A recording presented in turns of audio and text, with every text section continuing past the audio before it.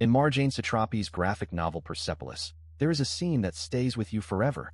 A young boy, maybe 12 years old, is being handed a small plastic key. It is painted gold. He is told it is the key to heaven. If he dies in battle, if he clears a minefield with his own body, this key will open the gates of paradise. He will be a martyr. His family will be honored. God will welcome him into eternity. The boy takes the key. He believes it. He goes to the front lines. He is given no weapon. He is given no armor. He runs across a minefield. He explodes. He is replaced by another boy with another plastic key. This is not fantasy. This is not exaggeration. This happened during the Iran-Iraq War in the 1980s. Tens of thousands of Iranian children, some as young as 9, were sent to clear minefields. They were called the Basij. They were told they were heroes. They were told they were martyrs. They were told the plastic keys were real. And they died in numbers that are almost impossible to comprehend. Persepolis is an autobiographical graphic novel about Marjane Satrapi's childhood in Iran during and after the Islamic Revolution. It is one of the most important books ever written about war, faith, and growing up. Satrapi tells the story of her life in stark black and white panels, showing how a nation descended into religious extremism and what it did to the people living there.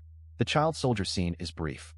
It takes up only a few pages, but it contains an entire philosophy of how governments weaponize innocence. The Iranian regime did not just conscript children. They reframed death as the ultimate reward. They took the most sacred thing a child has, faith, and they turned it into a weapon of war. If you die, you go to heaven. If you live, you are a coward. Either way, the state wins. Why do children fall for this? Because children are not capable of the kind of critical thinking that sees through propaganda. Jean Piaget, the developmental psychologist, showed that children do not develop formal operational thinking until around age 12. Before that, they cannot reason abstractly. They cannot question the frameworks they are given. If an adult authority figure tells them the plastic key is real, they believe it. If a teacher tells them dying for the revolution is glorious, they believe that too. The regime understood this. It is why they targeted the young. Not because children make good soldiers. They do not.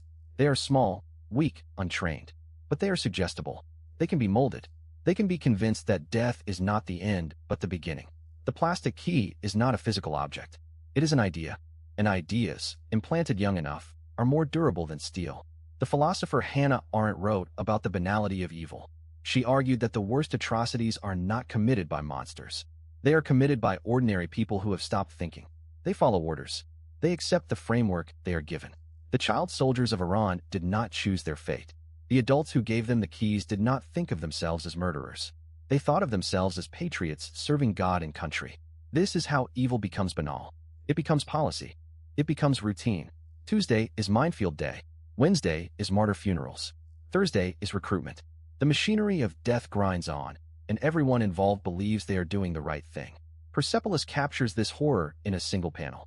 The boy with the key, the waiting minefield, the promise of heaven, and then nothing.